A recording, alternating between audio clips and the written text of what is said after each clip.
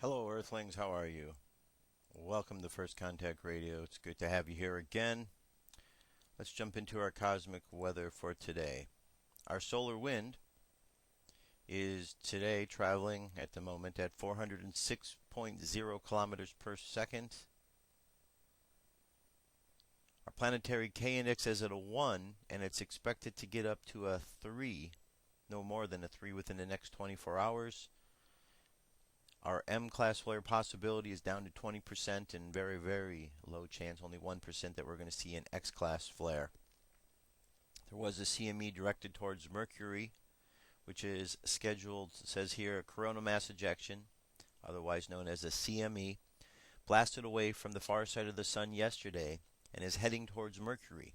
According to analysts at the Goddard Space Weather Lab, it should hit the innermost planet on the 3rd of January, around 1630 Universal Time. That's today.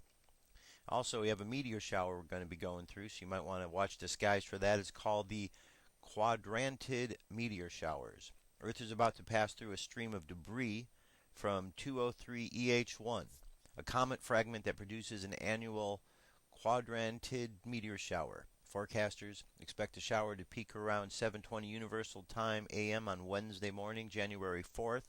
At maximum, as many as 100 meteors per hour could emerge from a radiant near Polaris, the North Star. Very cool. So that's something to look for. Astrologically, we can see here that our sun, we're still in Capricorn. So you understand about Capricorn, it's an earth sign. The energies dealing with Capricorn are of an earthly nature, and our challenge during this time is to look past the illusions, because though we are dealing with the physical, we are reminded that there is more to us than the physical. Okay, more to life than just the physical. There's the deeper aspects. And then finally, our moon sign has moved from Aries, and now we're into the Taurus. Taurus is the sign that is also an earth sign. It's more grounded in some of the things of life that give us pleasure, some of the good things in life. It is an energy that reminds us to listen to the inner voice, the inner teacher inside. So today we're really challenged to, find that calm, nurturing place inside of us, even though we're comforted subconsciously by what we are experiencing with the physical. We're also, reminded, and just keep reminding yourself that there's more than the physical, that the physical exists because the spiritual, that we allow it to exist, and we use the spiritual to help mold what is going on around us physically. And then our moon sign for today, or our moon phase, we're getting close to a full. We're 75% of the way there, or 72% of the way there. All right. And our dream spell for today, let's get over to there. Our dream spell for today is the blue spectral eagle. Now the blue eagle, I dissolve in order to create releasing mind. I seal the output of vision with the spectral tone of liberation. I am guided by my own power doubled. And again, we have a galactic activation portal day. On the Gregorian calendar, it is Tuesday, January 3rd, 2011. So there you go. That gets us started with our cosmic weather for today. All right. Starting things off, we've got a lot going on today. Today are the Iowa caucuses, and there's already a lot of talk going on and a lot of mudslinging that's happening today. I mean, it's been going on for a while, as you know, but today it's really kicked in gear out there, and you can find all kind of crazy stories online. But behind the scenes of everything that's going on is this invisible empire, this shadow government that's out there. And so with that in mind, I'm going to play for you the first part of a movie I'm going to encourage you to watch called Invisible Empire. Hopefully this first segment here is going to entice you enough that you will follow the links to watch the entire movie. It is really good, and I think you're going to like it. So let me click over to here, get this situated for you, and off you go.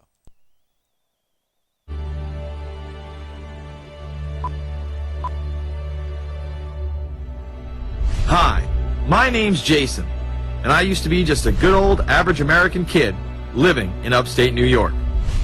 There's me. I played baseball, mastered Mortal Kombat, went to the prom, said the Pledge of Allegiance every day, and loved my country. I even lived the dream of every American youth, college. Sure, it was a state school, but it also happened to be a party town. Great times all around, right? Well, sort of. I still had to work hard as a pizza guy to make it. And of course there was school.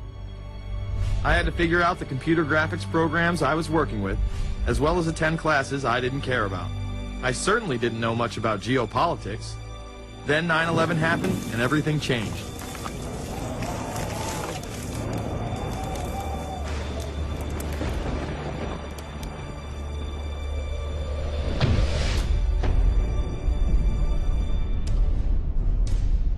I was pissed. How dare the Muslim extremists massacre all those people? But was it all true? Prior to the invasion of Iraq, something didn't seem right. I then did a startling thing. I actually took a look at what happened that terrible September day. What I found horrified and angered me to such an extent that I took action. We were lied to, and lied to big time. Before I knew it, I went from a normal college student to the political guy at the party to one of the guys that brought you the first internet blockbuster, Loose Change. The film would not only change my life, but countless others as well. So if you've ever seen Loose Change, the documentary about September 11th, conspiracy theorist documentary, it is riveting. Like, you watch it, and by the end, not even the end, 10 minutes in, you're like... You got your car packed, your head... You're just like, oh my God, it's all true. So every place, there's questions coming from this documentary. And you don't have to believe everything in the documentary to still have questions come up. And you look back and you remember what you saw and what you were told, and now you have questions. We got the boogeyman out there. Wow. See, for many years it was communism, then it was the war on drugs, now it's the war on terror. All through our life we've had to have a boogeyman.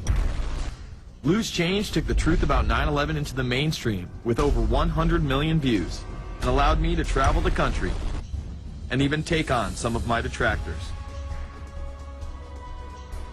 The answer is no, they cannot.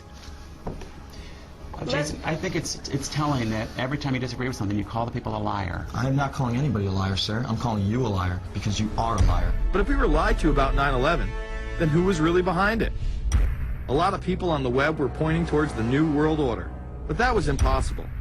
I mean, the Hulkster couldn't be involved, could he?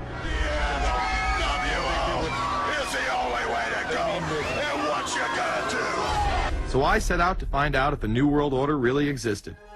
And if it did, what was it? Who was involved? And what were their goals? The very word secrecy is repugnant in a free and open society. And we are, as a people, inherently and historically opposed to secret societies, to secret oaths, and to secret proceedings. For we are opposed around the world by a monolithic and ruthless conspiracy.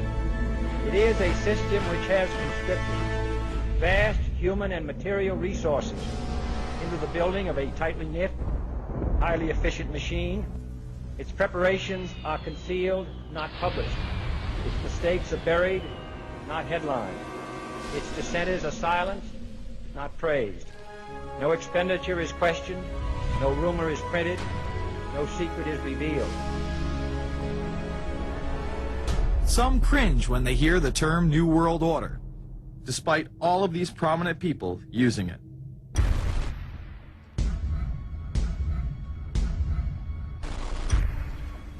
The world that maybe some people dreamt of at that conference back in Bournemouth, when it looked as if maybe history would end, that liberal democracy would triumph, that free market economics would slowly progress, and we'd have a new world order.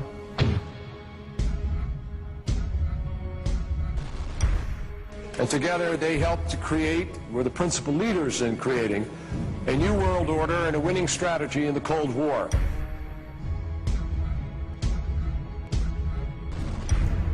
We are part of a new world order. And as the recently departed Admiral William J. Crowe once said, it's long on new and it's short on order.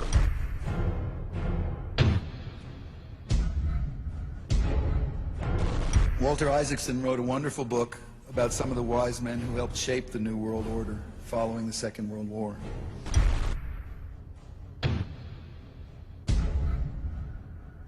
As we devise a way forward in Iraq, I urge the international community to embrace its responsibility for creating that new world order. A new world order based upon collective action.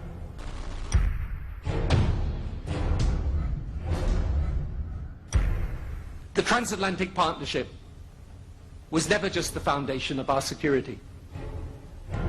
It was the foundation of our way of life. It was forged an experience of the most bitter and anguished kind. Out of it came a new Europe, a new world order, a new consensus as to how life should and could be lived.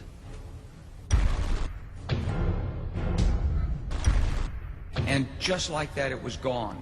It was a new world order. That's what President George H. Bush said. Harvard historian Francis Fukuyama pronounced the end of history.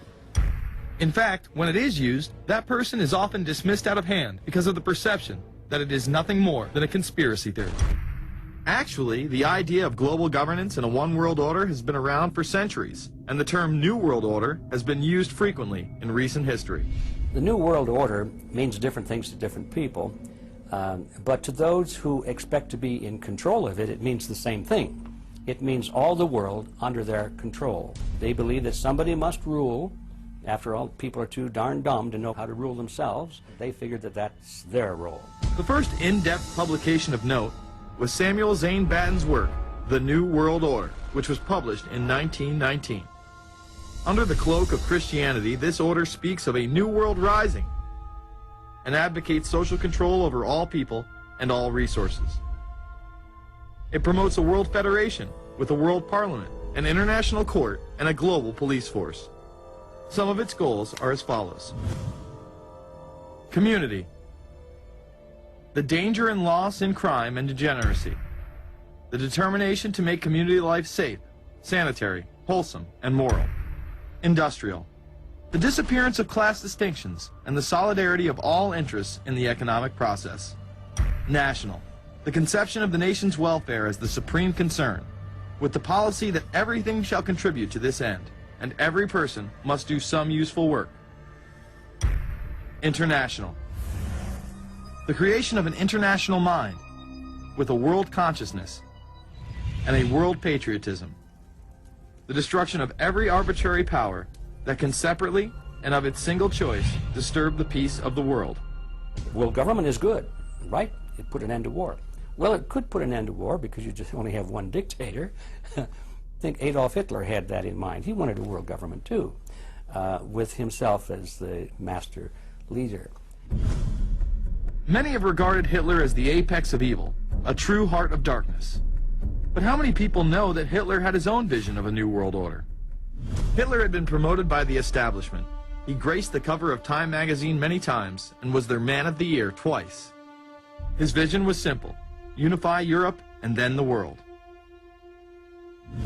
The only real difference was that his order was racially motivated, instead of being based solely on religion. He even wrote a lesser-known follow-up to Mein Kampf in 1928 that many have dubbed My Order, or New World Order. President Roosevelt would condemn this order prior to World War II. Nazi forces openly seek to establish systems of government based on the regimentation of all human beings by a handful of individual rulers who seize power by force. Yes, these men and their hypnotized followers call this a new order. It is not new, and it is not order.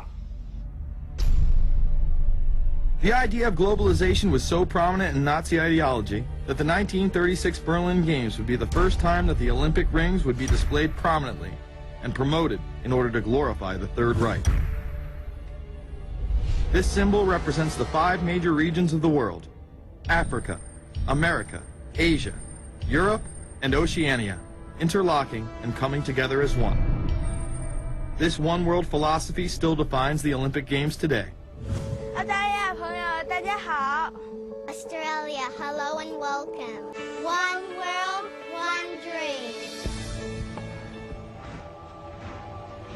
Hitler's methods of youth corps, concentration camps, eugenics, and military aggression were so visible to the rest of the world, he eventually failed. However, his vision of a new world order lived on. Author H.G. Wells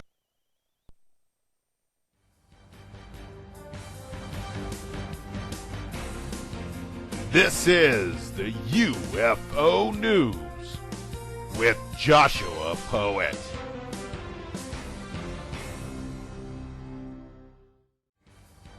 All right, Dirk, thank you very much. This is the UFO News for today. Our first story comes to us from the Examiner.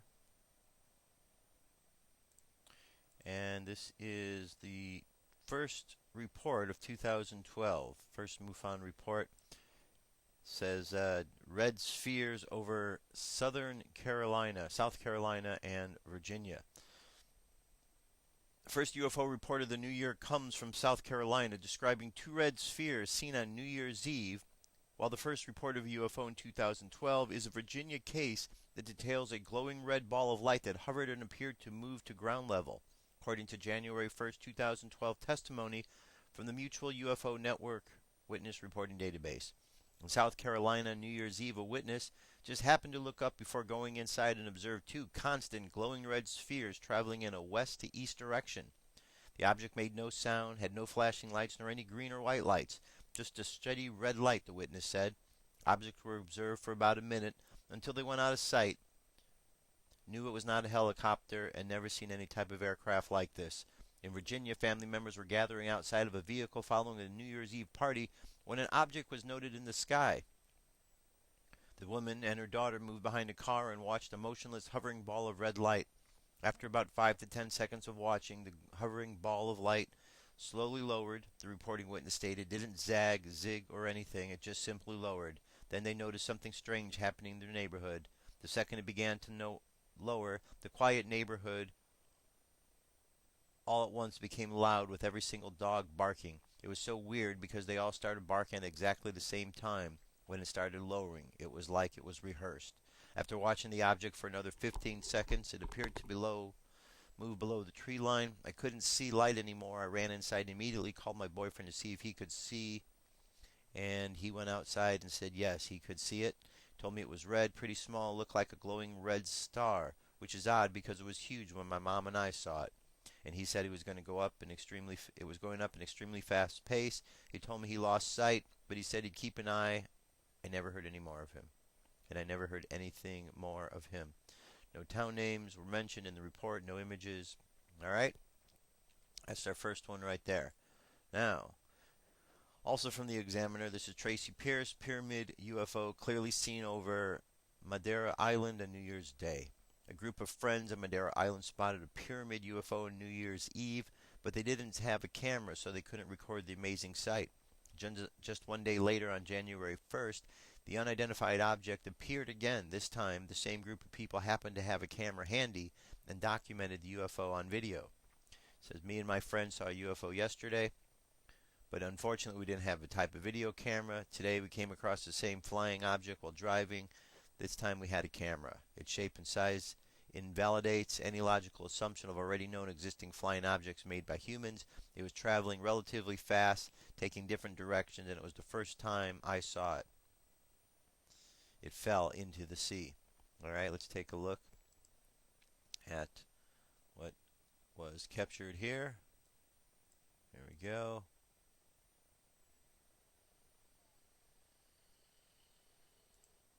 Alright, we can see this object overhead. It's the silvery object. We've all seen this before. And it's just sitting there hovering in the sky. Alright, very good. Dark objects appear over Kyle, Texas. This is another story from Roger Marsh at the Examiner. A Kyle, Texas couple report watching two dark objects in the sky, January 2nd, 2012, that both seem to disappear quickly, according to testimony from the Mutual UFO Witness Reporting Database. The couple had just pulled into their new driveway and were getting out of their vehicle when the first object was seen. I noticed this strange black grayish ball just hovering in the sky, the reporting witness stated. From my perspective, it was in the same direction of the moon. The witness turned briefly to grab a small smartphone and noticed the object had disappeared.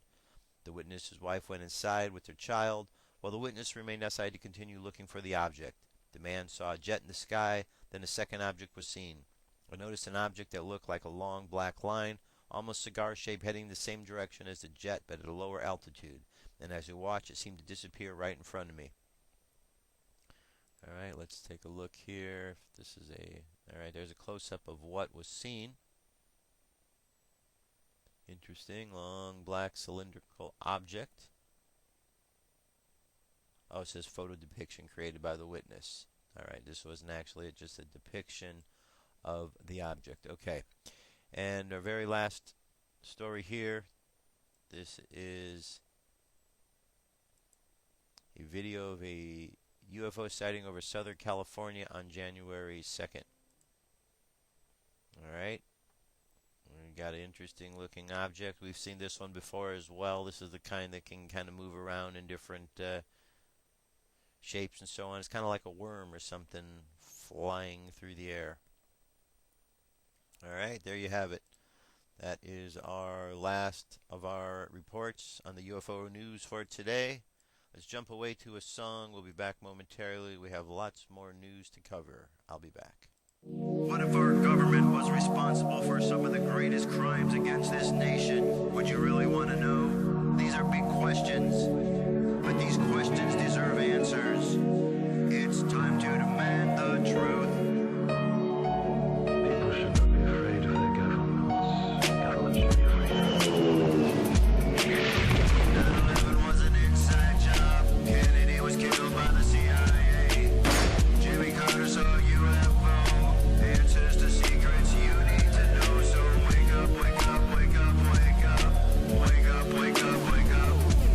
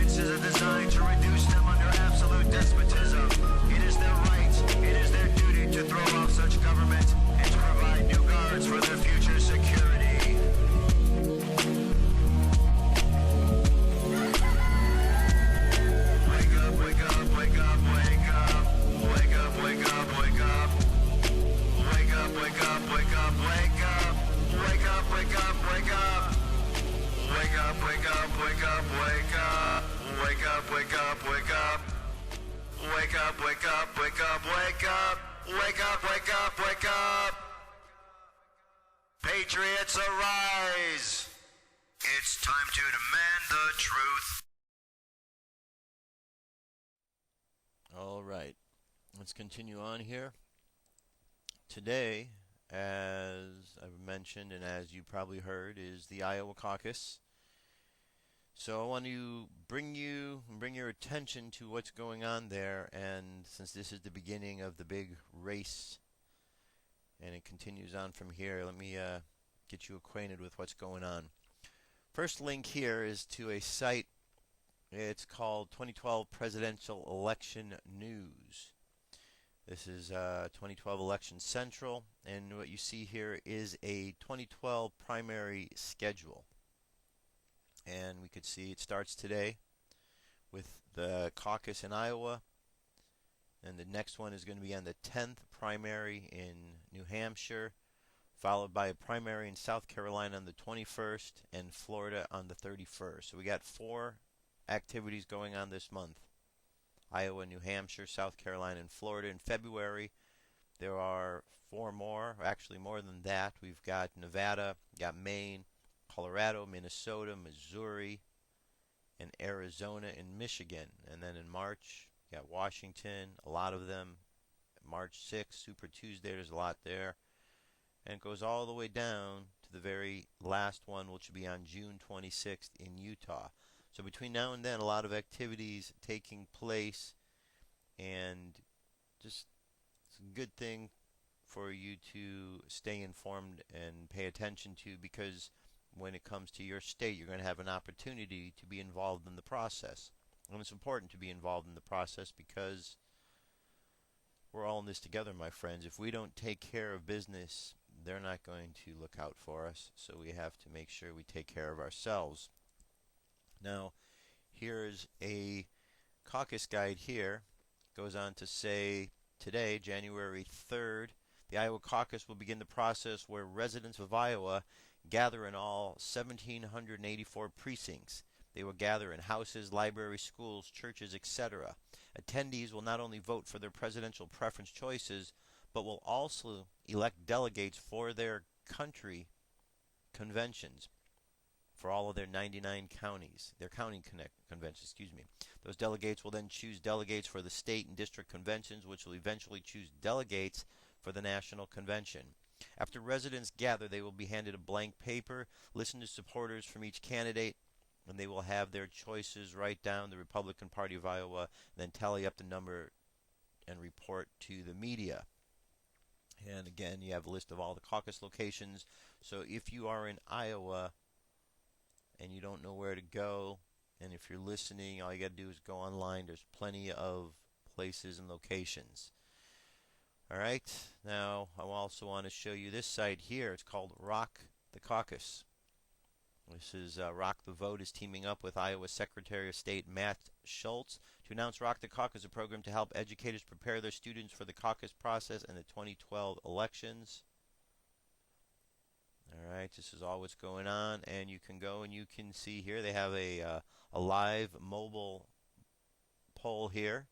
So let's take a look and see what the results are.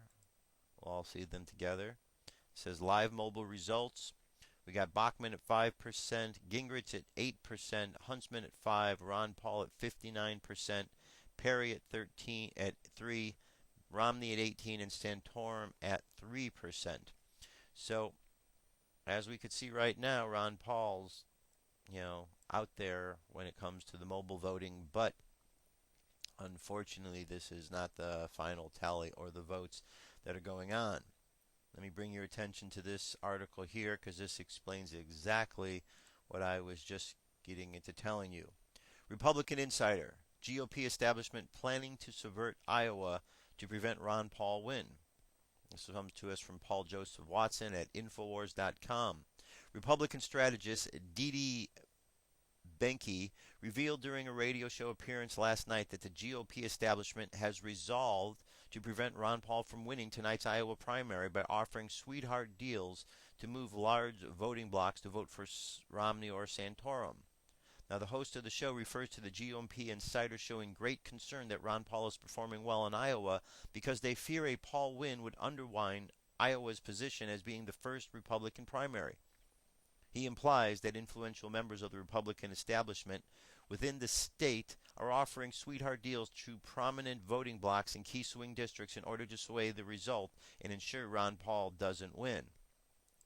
What this means is they're trying to find some weak-minded Iowans to sell out. That's what they're looking for. So you have corrupt GOP insiders are looking for weak-minded individuals out there who are willing to sell out their vote and sell out the country to satisfy the desires of the GOP. If you're out there in Iowa and you're listening, be strong. Don't be a sellout. That's what they want you to do. But I think the whole country knows that Iowa is a strong state because you're not filled with sellouts. You're filled with people who think for yourself. So we're counting that you're going to think for yourselves in this regard. Goes on to say that despite the fact that the brazenly unethical, brazenly unethical, and if bribery was involved, without doubt illegal, the host disseminates such conduct as just politics. It's possible that the party apparatus here could be silently asking those district chairmen to start swaying some important caucus members over to the anti-Paul side, which may end up being Santorum. Do you see a scenario like this playing out? He asked Benke.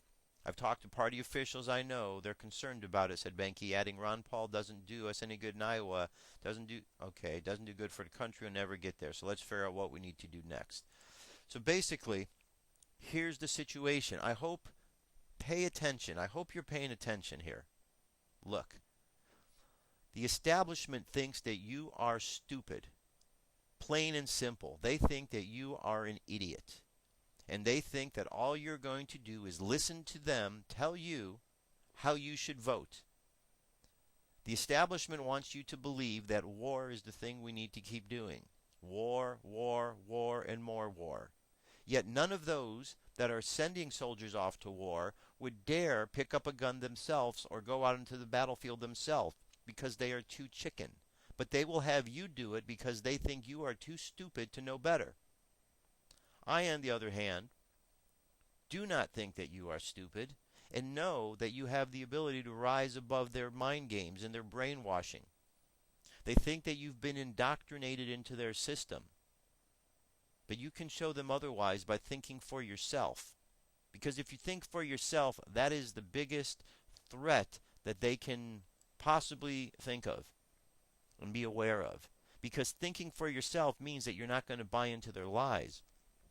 And if you don't buy into their lies, you're not going to buy into their wars. And you're not going to buy into all of the corruption schemes that they have ripping you off each and every day. So hopefully, there's going to be some really good stuff that's going to come out of this election, these caucuses. But as we can see right now, we haven't even gotten to the actual tallies, and there's already rumors in the air about corruption, about how they're going to cheat. It's already being discussed.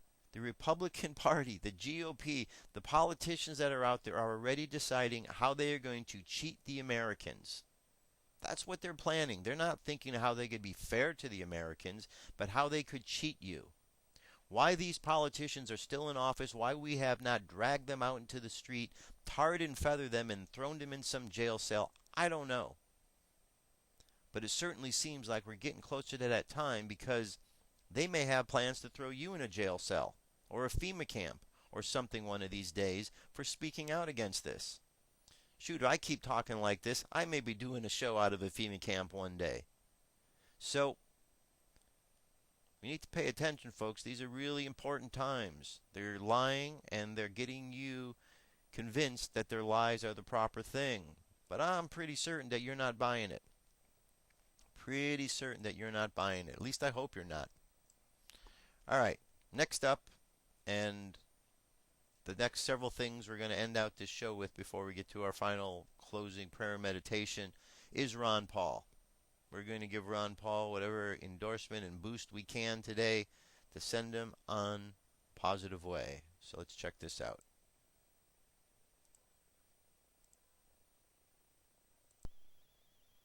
joint resolution opposing the increase, which the President could simply veto.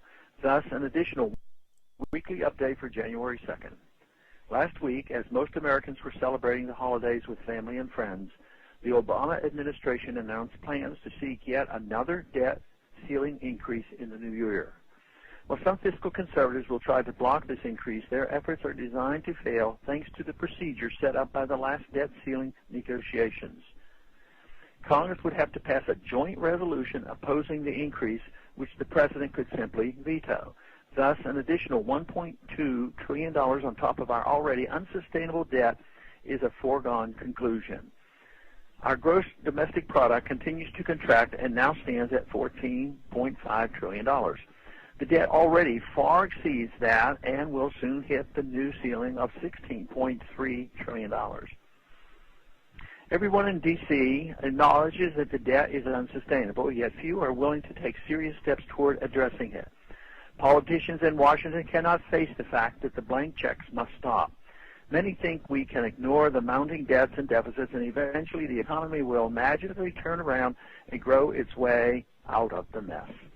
If you really understand why the economy is foundering, you understand the burden cannot be put on the backs of the American people while politicians stick their heads in the sand.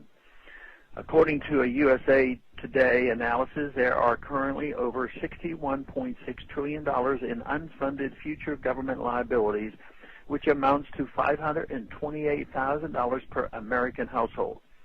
A huge part of these liabilities are Medicare, Medicaid, and Social Security, promises made to make the American people feel secure in their futures. But how secure should the American people feel knowing that a default is becoming more mathematically unavoidable with every new program added, every bailout, every debt ceiling increase, every new war we rush into, and every round of quantitative easing from the Federal Reserve? The last thing politicians should be doing is adding to that $528,000 household burden with either more spending or more taxes. This is unequivocally a problem of too much spending by a government far outside its constitutional bounds. It is especially a slap in the face to the American family when the Federal Reserve dilutes the dollars we work for in order to bail out profligate banks and governments in Europe. The already perilous state of our economy and our currency should not be further endangered in a futile attempt to save the euro. The least the government can do is allow Americans a choice in how to actually secure their financial future that doesn't depend on a sinking dollar and irresponsible government. My competing currency bill allows for that, and I will continue to fight for economic freedom from foolish and selfish whims of the central bank. It is nothing new for Washington to kick economic pain down the road. Optimistic politicians hope things will stay cobbled together just long enough to get through another election cycle, or that another administration will have to deal with the mess. The longer this cowardly attitude prevails, the bigger the problems become. Congress and the administration should exercise some good judgment, some political courage, and take the needed budgetary changes now. It would not be that difficult to do if Washington would simply work its way back to the Constitution instead of straying even further from it. Thanks for calling this update. A new update is placed on this number, 888-322-1414, every Monday. The written text can be found on my website, www.house.gov/Paul, under the heading Texas Straight Talk. Thanks for calling. Okay, so that's his weekly update, and you know, the Constitution's an important document, my friends. I know I talk about the same things. I feel like a broken record sometimes, talking about the same things. But then I go out there into the world and I meet people every day, and I realize the importance of why I talk like a broken record, because people aren't paying attention. People aren't paying attention to anything that's going on, it seems. And it's frustrating. You must be frustrated when you walk out there and see people aren't paying attention. How did we get into a world where people are so brainwashed into believing everything the television tells them? How is it that people in this world today, with the information, how do they believe anything that comes out of Bill O'Reilly's mouth or Sean Hannity's mouth? How do you believe anything?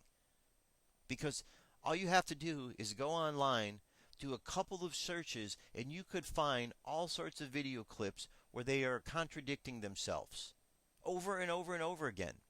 You could find the lies and do the fact checking against all of these reporters, and you could find they're all lying to you.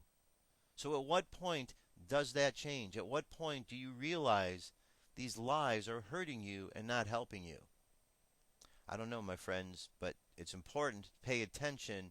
Don't let the Constitution be thrown out. Don't let the Constitution be trampled on, because that's the document that keeps you free. And they're doing it in front of your very eyes, thinking you're not paying attention. Because they're right. Most people aren't paying attention. And that's the reality of it. All right, next up, we have this Chuck Baldwin, who's giving an endorsement to Dr. Paul. Let's check this out. Here we go. My name is Chuck Baldwin. For more than 30 years, I've been a minister of the gospel of Christ. I'm also a radio broadcaster and a syndicated columnist. Back in the 1980s, Dr. Jerry Falwell asked me if I would serve as the executive director for the Florida Moral Majority, which I did. I am happy and pleased to support the candidacy of Congressman Ron Paul for President of these United States of America. Congressman Paul has a proven record that is faithful to the Constitution, that is faithful to the principles of liberty, and I can think of no one better qualified to be our next president. Dr. Ron Paul introduced the Sanctity of Human Life Act in the Congress, which, had the other congressmen and the White House also supported, would have defined life as beginning at conception. In essence, this bill would have ended Roe versus Wade. Ron Paul also is a supporter of the Defense of Marriage Act, which defines marriage as being between a man and a woman. And when it comes to the Second Amendment, we don't have a better friend in Washington than Dr. Ron Paul. Dr. Paul also believes that a nation should be strong and secure. Well, this makes sense because he himself is an Air Force veteran. At the same time, he understands that we should not be the aggressor when it comes to war. As such, back in 2001, he introduced the Mark and Reprisal Bill, which would have taken care of the Osama bin Ladens of this world without taking America into a civil war in the Middle East and changing America's doctrine to one of aggression. Instead, he believes that we should defend properly our freedoms. This is much the same way that Thomas Jefferson dealt with the Barbary pirates, as you recall, back in our history. You see, Ron Paul understands the Constitution. He understands that there is a constitutional way to deal with all of these problems, and he knows how to do it. Ron Paul and his wife Carol have been married for more than 50 years. His track record is impeccable. Dr. No, as he's called on Capitol Hill because of his votes against excess spending and unconstitutional laws, Dr. Ron Paul is just the kind of man we need in the White House. Without hesitation or reservation, I am more than pleased to support the candidacy of Dr. Ron Paul for President of these United States of America. I trust you'll join me. All right, very good. I trust you will join him. I hope so. I hope people wake up in this country. You know, we see these online polls to show that people are paying attention, but unfortunately, there's a lot of folks that still believe that they're being told the truth by Fox and CNN and MSNBC. Unfortunately, I don't know how that is, but there are those individuals out there, and there are large packs of them that believe they're being told the truth. And they believe the lies. And when the media tells them that Ron Paul is down in the polls, even though you can go online and see the real results, they still believe it, and they will go vote accordingly. It just goes to show that this country is filled with mindless, drone individuals. Now, I hope you don't think I'm being disrespectful. I'm just speaking the truth. And if I am, and if this hurts your feelings and you're one of those, well, sorry that I hurt your feelings, but get with the program. Okay? How long are you going to let someone else tell you what to do? How long are you going to let somebody else pull you around by the nose or dictate what actions you should take or who you should vote for? How long are you going to listen to lies before truth actually hits you in the face?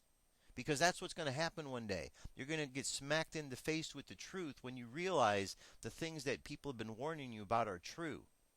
But when the soldier's knocking at your door, it's a little bit too late for you to do anything at that point. You should have done something a long time ago. Instead, this country is going more and more into tyranny, and the very terrorists that are causing the problem are in the government. The terrorists are not overseas. The terrorists are in the government. They're part of our CIA, part of our FBI, part of the administration. Those are the real terrorists. And that's why they are fighting a war of terror against the American people. The people are the enemy. The government has become the one who is fighting against you. But you can continue going along, listening to the television and listening to all of the talking heads tell you exactly how to think. And a lot of you will do that because you don't want to think for yourselves. But I challenge you in this year 2012 to think for yourself, because this is a year where truths are going to come out. And if you don't think for yourself, well, someone else is going to think for you. And you're probably not going to like that, because one day you're going to realize the things that they thought weren't the things that you actually believe in. But it'll be too late, because you already gave up your control. You already gave up your own thoughts and your own thinking process. Better get control of it now before it's all gone. I'm telling you, there's a lot of concerns out there, and if you really have any little degree of sense inside of you, even just the littlest bit, then grab a hold of that and allow it to grow and learn to think more, because there's going to be a big problem, folks. I'm telling you, if you allow this corruption to go on, big problems are going to occur. And maybe it needs to happen. Maybe this whole thing just needs to crash and collapse.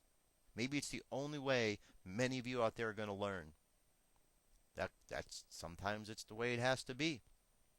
You don't learn until it's too late. But then again, Earthlings aren't necessarily the smartest pencils in the box, if you know what I mean. All right, our next story. This is also Ron Paul. Ron Paul brings together Republicans and independents. Let's check this out. Congressman Ron Paul campaigned with his family today, bringing his wife Carol out on the stump alongside son and Kentucky Senator Rand Paul. I spoke with them today in Des Moines. I keep thinking, what's so late? But then you guys go and report that there's still a lot of undecideds out there. So we keep the phones going, and we keep the activity going, and the crowds keep turning out. So I guess we'll keep doing it right up until the last minute. Yeah, what's it mean to have the senator from Kentucky out here for you? You know, it's a little bit annoying because I think he outclasses me a lot of time. He does such a good job. What's it like for you? Well, I'm excited to be here. I mean, the crowds are overflowing, the exuberance, all the young people. And I think there really is a story here, and the story is not only are Republicans coming out, huge waves of independents, and that's how you win elections. It shouldn't be a negative that you attract independents. It should be a great positive, leading in the polls, bringing Republicans and independents together. You know, Congressman, the conventional wisdom is you're getting hit by opponents for foreign policy, yet when you give a stump speech, you kind of focus on staying out of the internal affairs of other countries, and it seems to, at least in your crowds, get a really big applause. Oh, that's what gets me excited, and especially if I go to a campus, you know, when I get 1,300 out on college campuses, it's a big issue for them. But it's an economic issue. Our debt went up $4 trillion because of the wars that we've had, and people now are different even than 4 years ago. There were people against the wars, but now it's like 70 or 80% people say it's time to come home. So no, it's a big issue for the other of my opponents to bash me on this. I think they're making a mistake. I think they're missing the boat, and they ought to come to one of my meetings once in a while. Last thing. What are you looking for tomorrow? I mean, you get asked about expectations all the time. Both of you, what are you thinking about tomorrow? Well, what I'm thinking about is, you know, it looks like a three-way tight race, and that we could come in first or we come in third. But of course, I think it's going to be more fun if we come in first. I'm rooting for victory. All right, we're all rooting for victory for Dr. Paul. Let's hope that's the case. This should be very interesting indeed to see how it all plays itself out. All right, one last. This is Ron Paul's latest ad. It's called Believe. Let's check it out.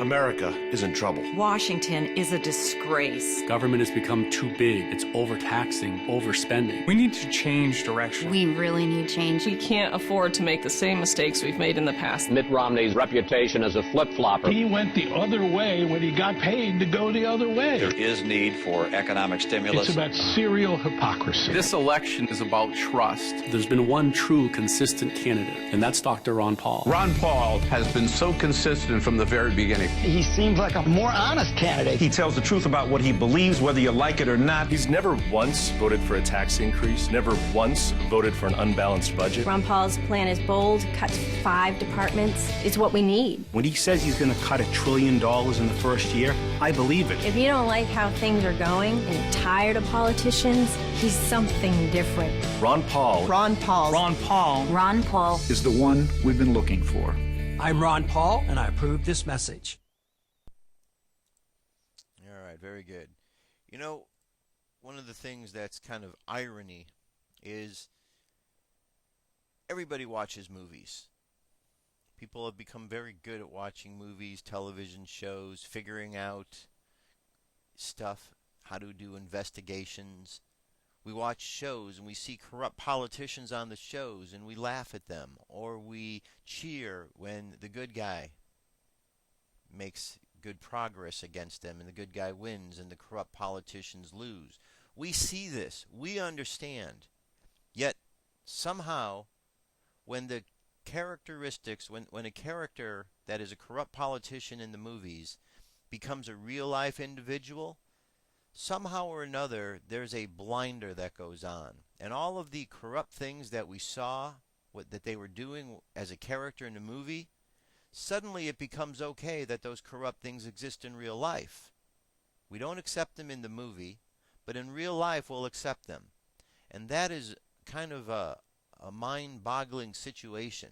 I don't understand why that is, other than human psychology is really kind of backwards sometimes. And humans like to contradict themselves a lot of times, it seems, because I can't understand any other reason. I really can't understand any other reason. It's like people don't learn their lesson down here on this planet. And that's why there's problems over and over. Because good people say and do nothing. And you heard the saying, if you don't understand the past, you're doomed to repeat it. Well, people keep repeating the same thing over and over and over again. I don't quite get it. I don't quite get it. Out there in the universe, there's got to be other planets and stars and beings and other planets looking down on Earth and thinking, you know, there's a planet out there that isn't quite as evolved as we are. There's a planet over there where they do all kind of stupid things. How would you like to know if that's how you were thought of in the universe? That planet Earth was the planet of people who were at the low intellectual level. Maybe there's planets out there where there's more than 10% of the mind being used, and that's regular. Maybe the reason that on Earth only 10% of the mind is being used is because that's the extent that the human being is able to be evolved to. What if this is the low end of the totem pole? Something to think about, because humans, Earthlings, I don't quite get it. I don't quite get how you allow yourself to be fooled so often, and then even when you're told that you were fooled and showed how, you will still get fooled again and again and again. I don't get it. I'm never going to get it.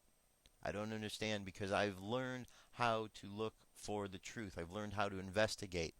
I encourage you to do that. I encourage my friends and family members to do that. It's the only way you're going to really know what's going on in life, because if you take at face value what you're told by the government, by the administrations of the world, you're lost. They're not going to tell you the truth. It's not in their best interest. Their interest is war. And if you think anything other than that, you've been brainwashed. The thing that they like is war. Not peace, war. They want to keep killing and killing and killing. And I challenge any of you to bring me the passage in the Bible that contradicts the Ten Commandments where God said, "Thou shalt not kill." You bring me a commandment that God gave that said, "Go out there and maim and slaughter," and I'll consider what you're saying. But if you can't bring me one of those and show me that, then I'm going to have to say that the human beings on this earth obviously don't understand what God is all about, because if they did, they wouldn't be creating wars and going out there and killing each other. It's not really Christian-like. And anybody who claims that they're a Christian and supports a warmonger, guess what? You're not really standing on your ideals as a Christian, because if you were, you would revert back to God's rule, "Thou shalt not kill." And there should be nothing past that. Nothing. And if you're a Christian, and I'm talking directly to all Christians out there right now, if you're a Christian and you have any belief that war is good, I reference you again to the Ten Commandments. "Thou shalt not kill." Prove me wrong. Prove me wrong. Send me some emails. Let me know if you know a place where God says it's okay to go kill. And if so, hey, I'll reconsider. But I'd like to hear from some Christians out there who believe in peace. Because I hear a lot of Christians talking a big game about the world, but then when it comes to voting, they go with the warmongers. Because the warmongers lied to them and said they were a Christian too. And they believed it. So I can't believe that Christians are weak-minded individuals, but I do believe that God's children can get fooled. And so I believe it's got to open your eyes and really pay attention.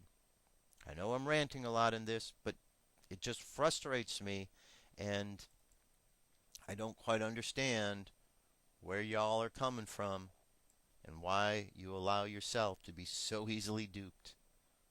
Not when the information is there and the ability to not be duped is existing every single day. All right. Let's close off into the final part, meditation. Close your eyes and relax. Let's imagine that we're all moving down the path of life together. And as we're moving down the path of life, looking into the eyes and into the faces of one another along the journey, we realize that at the very heart of who we are, peace and love form the foundation of our beingness. From a great Creator filled with love and extending peace into the world. And as we realize the peace and the love that exists in the world, we also are able to then see places where peace and love do not exist. And we come to understand that the only places that peace and love do not exist are the places that humankind allows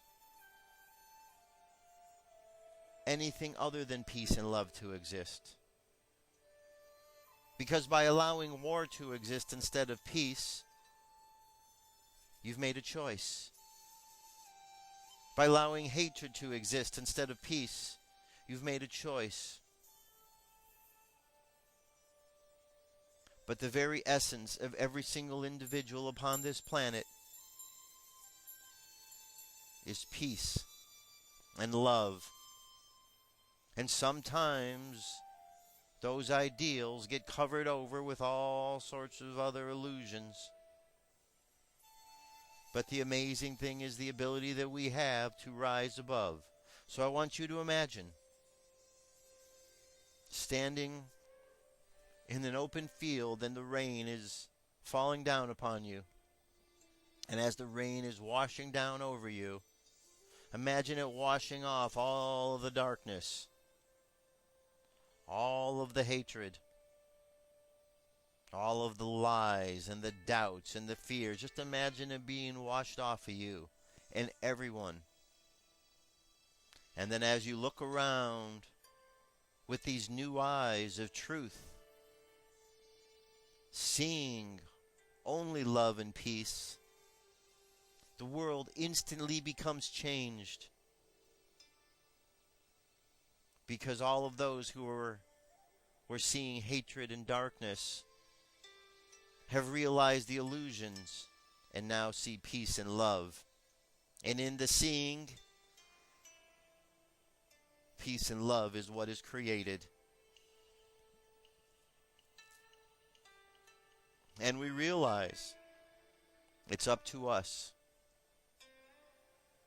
This is our choice. This is our free will moment to decide. Let's imagine all of our chakras are activated, starting with the chakra at the bottom of the spine. Imagine the color red. Then raise the energy up to the chakra above it and imagine the color orange. Raise the energy up just below the rib cage. Imagine the color yellow. From there, raise the energy up to the heart and imagine the color green. From the green heart chakra, raise the energy up to the throat. Imagine the color blue. To the third eye, right between the two eyebrows, imagine the color violet. And finally to the top of the head, imagine the color indigo, and the light continues on into the cosmos and you are connected above and below. Allow the energy within you to overflow, forming that spiritual armor of protection, and just send that light of protection all around you. And notice everybody else doing exactly the same thing. From your heart, just send out love all around the world. Imagine it connecting with each and every being along this planet, and imagine yourself feeling the love coming from them. And with that, let's bring our energy and attention back to the present moment on the count of 3. 3, coming back to the present moment filled with confidence. 2, coming back to the present moment filled with faith. And 1, coming back to the present moment happy, healthy, and whole. Happy, healthy, and whole. There you have it, my friends. That brings us to the end of another show, prayer, meditation, the whole kit and caboodle. Go out into the world today, my friends. Think for yourself. I promise you, with all that I know, if you just make an effort to look past the illusions that are out there, you will see the truth, because the truth does exist. You may have to turn off your television to find it. You may have to stop listening to those who are lying to find it.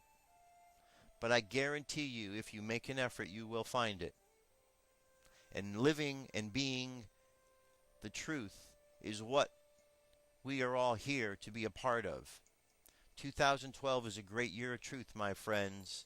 A great year of truth. A lot shall be revealed. There's going to be a lot of surprises along the way. It's all for the best. But nonetheless, many eyes are going to be opened and many are going to freak out when they see what they were so convinced didn't exist. Pay attention and take care of each other, my friends. This is very, very important. We're going to make it through. We just have to stick together and wake each other up from the big dream or nightmare that we are all engaged in to the reality that life is a good thing and love exists, and that is our inheritance. Peace and love, not war. Think good thoughts for peace and love, my friends. It's all going to work out. Just keep the faith. I'll talk to you tomorrow. I'm out of here. Peace.